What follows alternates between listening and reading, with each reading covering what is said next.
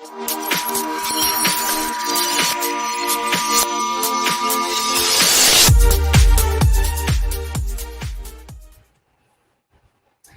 right, and good evening, everyone. My name is Tiffany Roman, and I am your host, ready to bring you another amazing episode of Small Biz Highlight. So if you are just joining us for the very first time, Small Biz Highlight is a show dedicated to small businesses. We introduce you to the people behind them, talk about their products and services, and then we dive into how COVID might have had an effect on them. I think it's very important to say that not all businesses were affected negatively, and it's a-okay for that fact to be there. It's a learning experience, a growing experience for anybody who may be interested in starting their own business to learn from these amazing entrepreneurs. So tonight I have a really fun guest, but before we get to her, hopefully she's a little patient with me.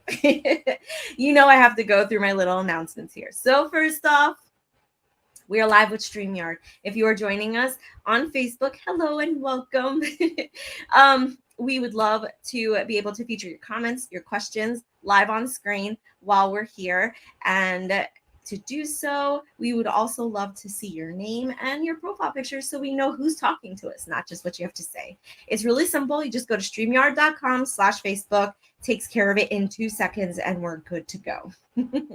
This year has been dubbed by myself the year of #2020U. A year of more self-acceptance, self-love, and just more faith in yourself.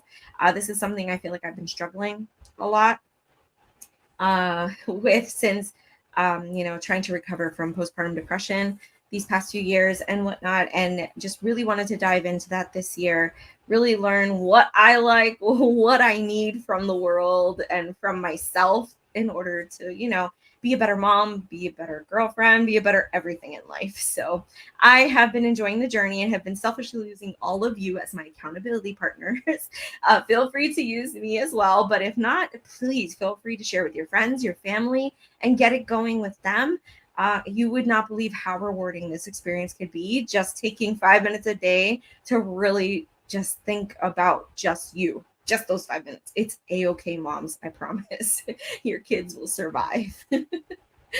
A huge thank you to our sponsor, Text for More, making it so easy for you to find us and to find our live shows simply by texting Small Biz to 717-670-6400.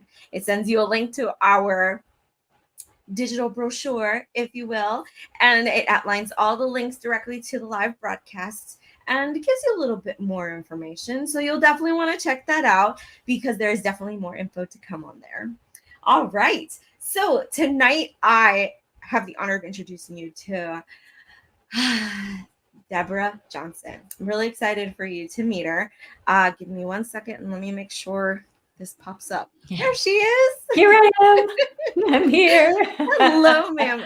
Thank you so much for being here tonight. How are you? I'm great. Yes, I'm good. I'm coming from Southern California. So yeah, I am very good and always happy to be guests on these shows. I just have such a good time. And it's so fun to meet great people like you. Oh, well, thank you for that.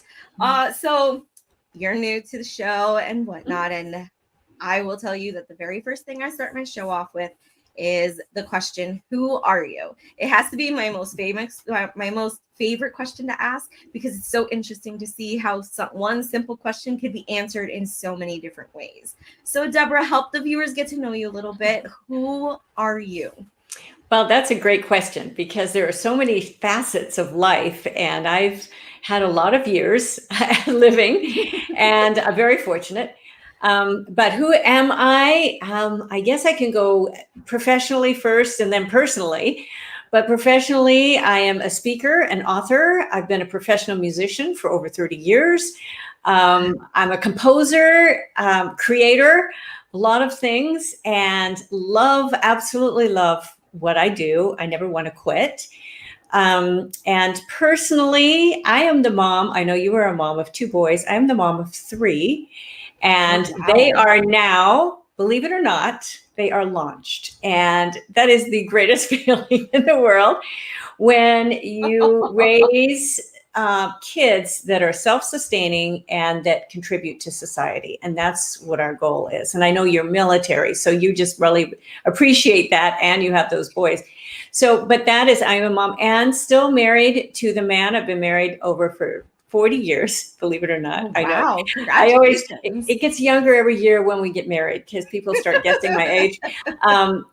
But we've been married and we met on a blind date, got married 4.5 months later. So it lasted. It's not always been very, very easy, but it's lasted. And I have a podcast. He appears with me once a month. I drag him in, and it's just a great thing to be able to do some things together like that. My podcast is Women at Halftime, but it's not just for women. So it's really fun to bring in that element, especially because we talk about adult kids, we talk about the journey and the whole thing. So that's a lot of fun. So I think that's way too much information. But yeah, I just love what I do. Never too much information. It's always great, like I said, to hear people's different answers, what they value most in life is what comes out first, obviously, because that's what comes to mind first. And it just gives you a little bit more of a fun way to really see where their mind is and what their priorities are and if that matches with you. So that's why I put you guys on the spot like that. It's good. It's fun. Now, we talked briefly about your business, and you've got a lot going on with this business of yours. There's a lot of different aspects to it. So we really got to break this down. So first of all, is DJWorks, which is really cool. I giggled a little bit when I saw the name because immediately I think of DJ, like mixing music. But I you're know. a musician too. I so know. It's kind of like a play on words, and I think it's genius. Yeah. Well, why don't you tell us all about what DJWorks is? Yeah, that's really funny because I sort of fell upon that accidentally. I started making up my own homemade cards when I was in junior high school. My name was Deborah Jean. Deborah Jean Denham is what my maiden name was. And so I thought, oh, DJWorks. And so I put that in the back. And it's stayed with me. There were no DJs at the time I had no idea what that was. And it just sort of stayed DJWorks Music, DJWorks Media, and I just branded it, just, kind of everything all together because I do a lot of media as well as speaking and all of it. But it encompasses everything as the DJWorks. And it's kind of funny because people really now they associate it with being a DJ, which I'm not, because you have to bring way too much equipment when you go to gigs as a DJ. Now, I have great friends who do that very well. That's a great business for them. But I'm into light right now. So, but it's just now I'm Deborah Johnson, and boy, that worked. So and it ended up helping me just brand pretty much what I am, because there's a million Deborah Johnsons. I mean, I don't know how many, like thousands, hundreds of thousands of Deborah Johnsons in the world, but branding the DJWorks is a little bit different. So yeah. Yes. Mm-hmm. Wow, that's so cool that it's something that's like pretty much stuck with you since high school. Usually you hear stories that it's something recently that happened that kind of, influence the name of the business or what have you. But I think that's really cool because I feel like then you got bit with the entrepreneurial bug that early in life, and now you've just blossomed into this amazing business and amazing career. Mm-hmm. Like I saw in your description that you sent me, which totally blew me away, but you mentioned like full-length musicals and hundreds of songs. Tell us more about that. Yeah, it's I always say it's kind of a bad habit writing some of those things. So you have to promote them. So the purpose behind DJWorks has always been to give and to encourage. And that's what music is. Music it's uplifting. And so I've done headline concert work. And it's uplifting. You see those audiences they rise onto their feet, and they're just so encouraged with different songs and that's what writing is as well. And my writing has usually been purposeful, either for shows that I'm doing, or I started a group called Learn Music Again. I just opened the Facebook group up on that. It was a membership, and I was just too busy to do another membership. So I thought, I'm going to open this up And if people are interested in this, they can join the group, and I'll let them know what's going on and some of the materials available, because I have so much material. But it's all the encouragement. So I wrote I'm coming back to that. I wrote a complete album for those who used to play that want to play again, piano. I'm a concert pianist, and I've played everywhere, all over the world. But these pieces are pretty much at that intermediate level. And so it helps people have an on-ramp and to be able to play again. I've heard so many times of people saying, oh, I used to play. And actually, when you were on screen, I saw a grand piano in your home. So yes, I saw it. I have a Blutner Grand, so I always look at those pianos. But it's something. It's a way to encourage people, a way to, and my speaking is the same way. My books are the same way. The way to lift people up. That's been the backbone of my music. And so yes, I've been a writer. And I love to write.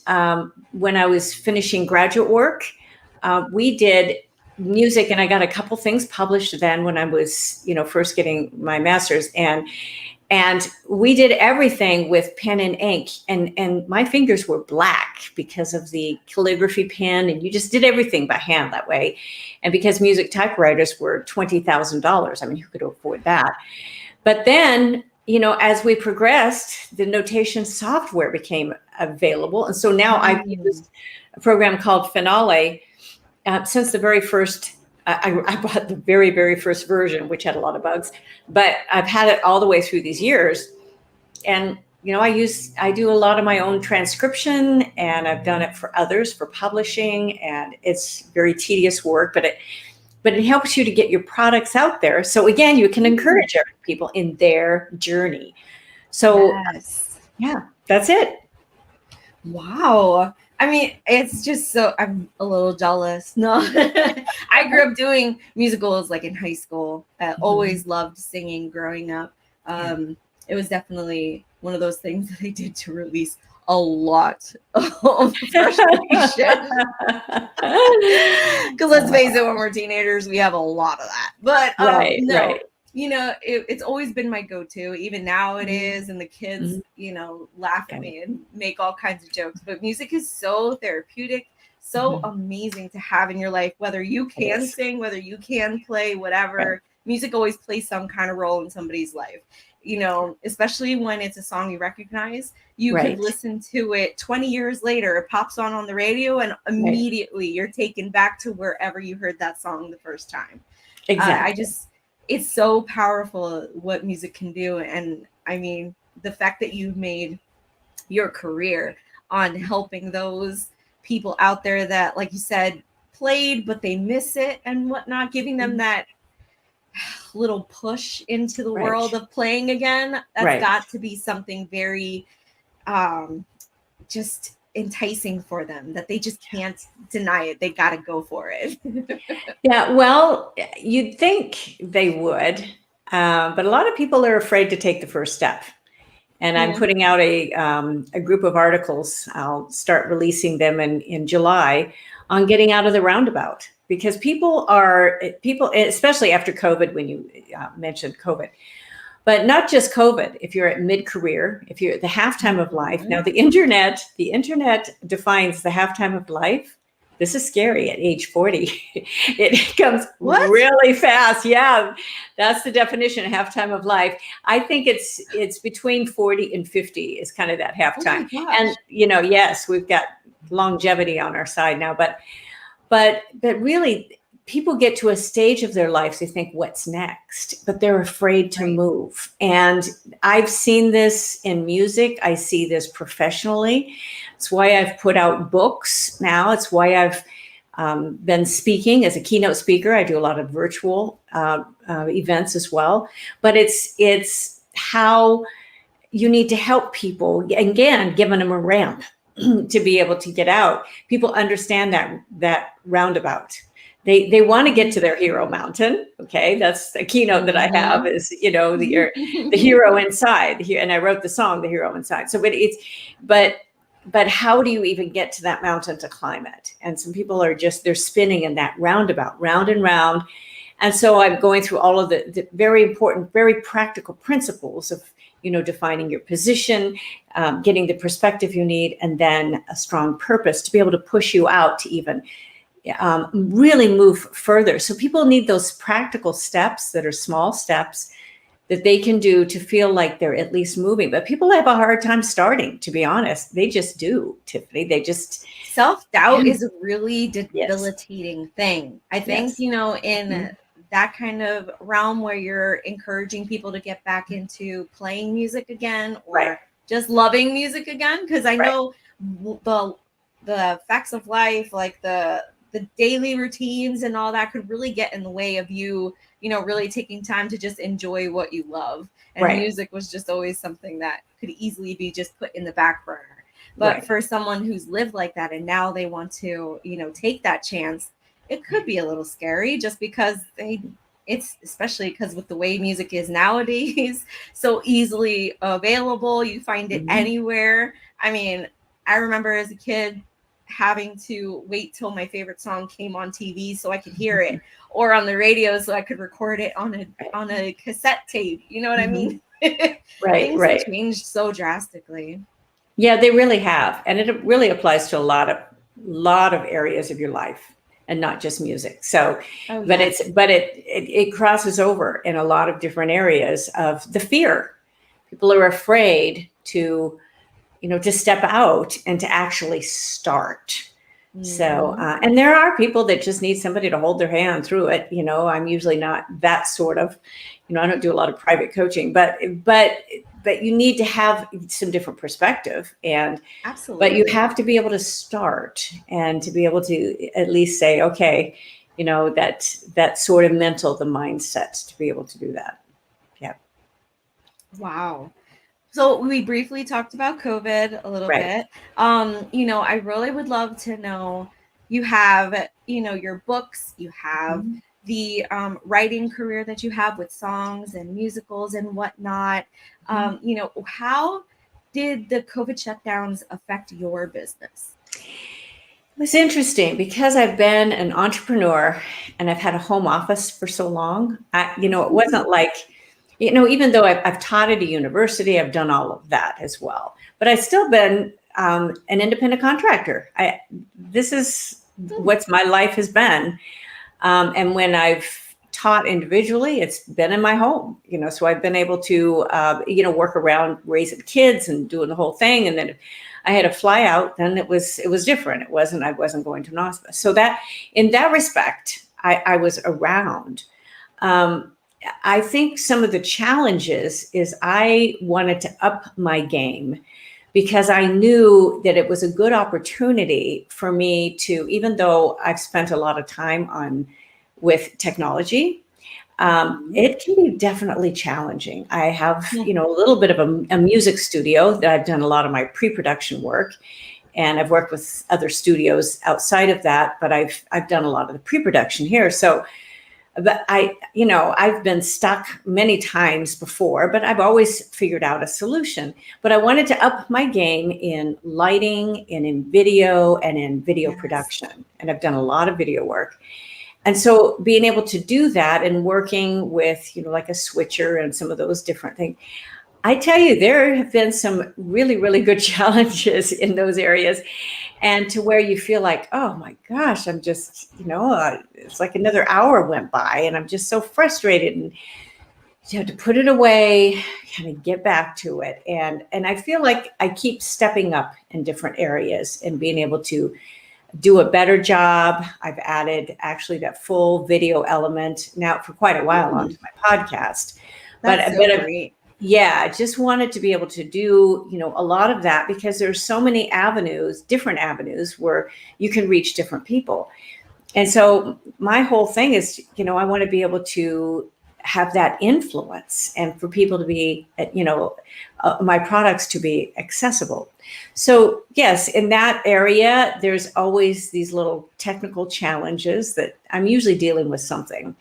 And right now I'm trying to purge some of my files because I just interviewed someone on organization. I was very running out of space on my 8 terabyte hard drives because I do so much video. Video is huge. Video is absolutely huge. So, I just the organization part of all of that, to figure out where everything is. You can't find files and, all of that. It just gets to be when you've been in business for a long time, and, I've got musicals I'm licensing. So I've got, all those on it. I use a storage, Amazon S3 is what I use. But it's, a lot of that sort of organization and all of that. I've been trying to do even a better job so I save myself time, because really I want a lot more freedom of my time and my space to be able to work even virtually. And I've been doing that. I have helped others to be able to do that, so you can work almost anywhere. But and by doing that to free, I was just in South Africa for 2 weeks. Well, I had everything scheduled. I didn't get a lot of internet over there. So you have to be ready when you want to travel and you want to be able to work remotely. There's a certain amount of work that you do, to front load that work so you can actually be gone.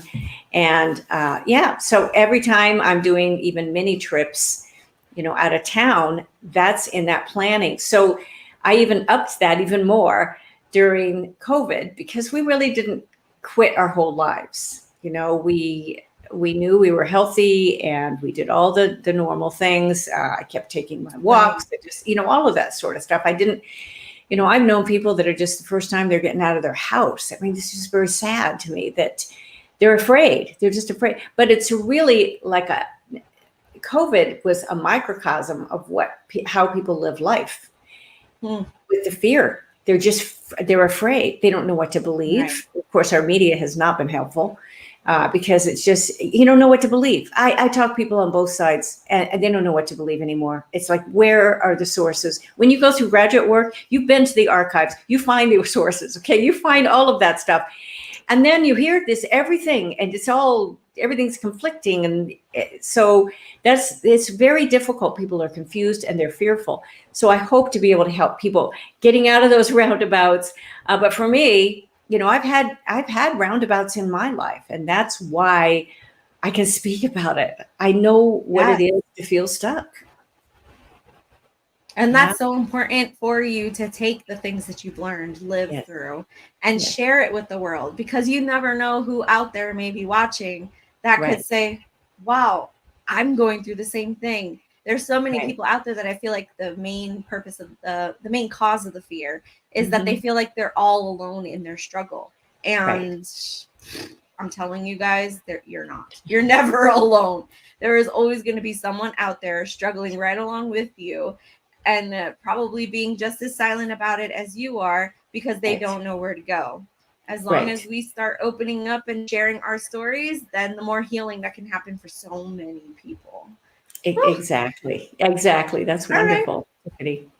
Well, I'm going to take a quick break to show off my sponsors commercial. When we come back, we'll, ask you a little bit more about your book and your podcast to close out the episode, and we'll go from there. Okay.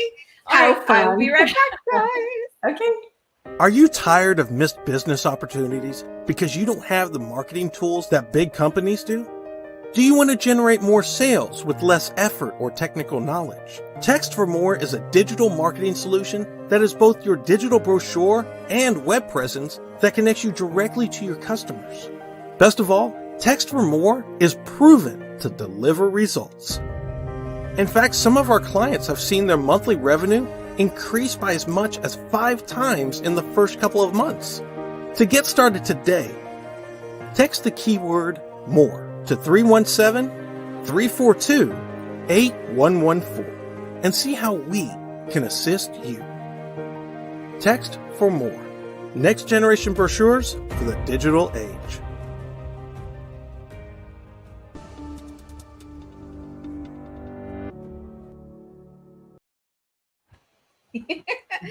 I always can't help but giggle because I always joke that I feel like a real show because I have a commercial to play. I know. Well, that's fun.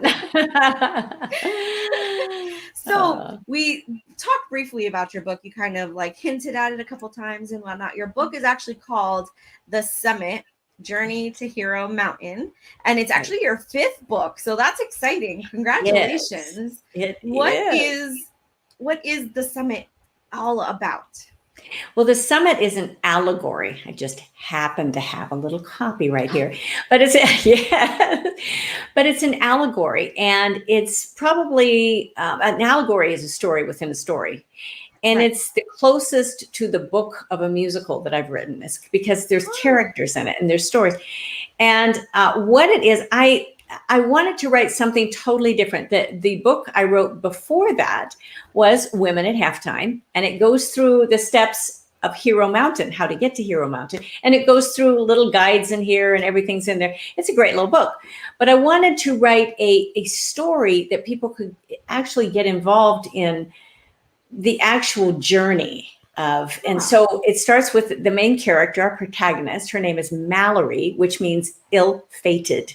What a name. Okay, so she starts out ill-fated, and she knows at some point she has a guide, and at some point her name is going to have to change if she's going to get to her summit, which it does. It changes to Andriette, which means strong and courageous. But to get there, she had to go through a number of different places. And in the book are black and white drawings, but I have color drawings available online. But there's all of these areas that she has to go through in this, and you'll be able, if you get the book, and it's on Amazon, it's on in all versions, but she has to go through all of these caves of discovery. She has to go, through the Idea Factory, which no one is home at the Idea Factory because they're all at the social media circus. And the social media circus, and it's so parallel with life because wow, it really is. I was just about to say that. That's so cool how you did that. Yeah. Yes, it's very aligned with what a lot of us are, see and go through. Social media circus, you're looking at Tama, and you're looking at some of these, other characters that I have in here, and she's got this perfect image, and she's got all of her Instagram is just so perfect and everything. But then you see her in another situation, you don't even recognize her, and you've got, you're trying to live up to all of this, and then. So she goes through the different stages there, and the roundabout shows up several different times in this book where she gets stuck, or she finds she's circling around again. Like, where is she? And so she becomes, at the end of the book, she becomes a roundabout hero, which I'm kind of branding that's where our journey through our roundabout to even get to her summit. Yeah, so that's what it's about. It was very fun. It was the hardest book I wrote because it was hard. I don't know if it's the hardest because everything I go through, I struggle, but I hired actually 2 different editors. I hired one main editor and then hired another one I had worked with, she was wonderful because it needed more eyes on it. I did a full reading of this before I released it as well. That's what you do with musicals when you read the scripts. And I noticed there were some holes in it. And this is after I had rewritten so many times. And writing is rewriting, and narrowing it down was the real challenge because it's harder. It's like writing a musical and writing a book of the musical, and the director says, I don't think we need that scene. And you're going, oof. Oh, but I love that scene. You mean you're going to cut that song? No. I mean, and they call it. I can't even imagine what that feels like. They call it killing your babies. The first time I heard that term, it was like, but that's what it feels like. That's what it feels like. And it's, so when you are, you're writing through this and you're going, my editor, she said, I don't need that. Oh, really? Did I already say that? I didn't know, but it says it really creative. I love the creativeness, but you don't want to bore your reader. So you have to understand that's why you hire these people to help you. So it was really great fun. There's a band of hope in it, a little yellow. I should always have a band of hope available so I could show everyone. But it's a little band of hope that she has to have. If she loses it, she loses hope. Okay, so if you lose hope, you can't get to your summit. You've got to have hope. And there was a time that she lost her band and she was panicked. But when she found it, she knew she was going to get there. So that's those sort of visuals all the way through. She finds jewels, but she has to spend everything she has to be able to unlock something else. And it was given to her to begin with, which is such a life principle with talents and abilities. We're given so much. Are we using them? So that's all in here. It has, and it was fun during the process of reading this and writing this. And I finished this during COVID, by the way. I worked extremely hard. It gave me a chance to finish this book. I'd like to write 2 more sequels to it. That'll end up coming in the next years, but I'm not putting myself on a huge timeline on those. But I read through all of the Harry Potter books during this time, just because the character development. I had watched one of the movies, and every time I've worked with Disney for years. And so every time I'm at Disney, it seems like there's a Harry Potter movie showing. And so I thought, I would like to read through the books, which the last one's like 800 pages. Who can write 800 pages? But it was so interesting on the character development, and she's a brilliant writer. She really is. I mean, it was just interesting how the string of everything went all the way through, and it was very inspiring. So if you were going to write, you need to read. And if you're going to write music, you need to read. If you're going to write anything, you need to read, and to keep up with your own personal education. And I heard a songwriter, I think it was one of the, I can't remember Hal David. You may not even recognize that name, but Bacharach and David that, wrote a lot of, they wrote so many hit songs, but I heard him speak at an event, an ASCAP event. And he said, for every word, every lyric you write, you need to read 2,000 words. And I was like, whoa, because you just need that influx of those ideas and that creativeness. And so as composers, as content writers that we constantly read. I love to read. I constantly listen to books too. You can double dip and all of that now. It's wonderful. But there's so much of that we can do. Wow. I want to thank you. Your book sounds amazing. First of all, I'm so anxious to finally get my copy so I can read it because it sounds really cool. I want to thank you for taking the time out tonight to be here, to let us get to know you a little bit more and tell us about your awesome business, your journey through it, and just how you're encouraging so many people to, just live their best lives in so many different ways. I just love what you're doing. So thank you. Oh, well, thank you for the opportunity. It's always a privilege, Tiffany. And I really thank you for your service, being military and good for you raising those boys. I just think sons are great. They really are. They're very active. My sister had girls. It was a lot different.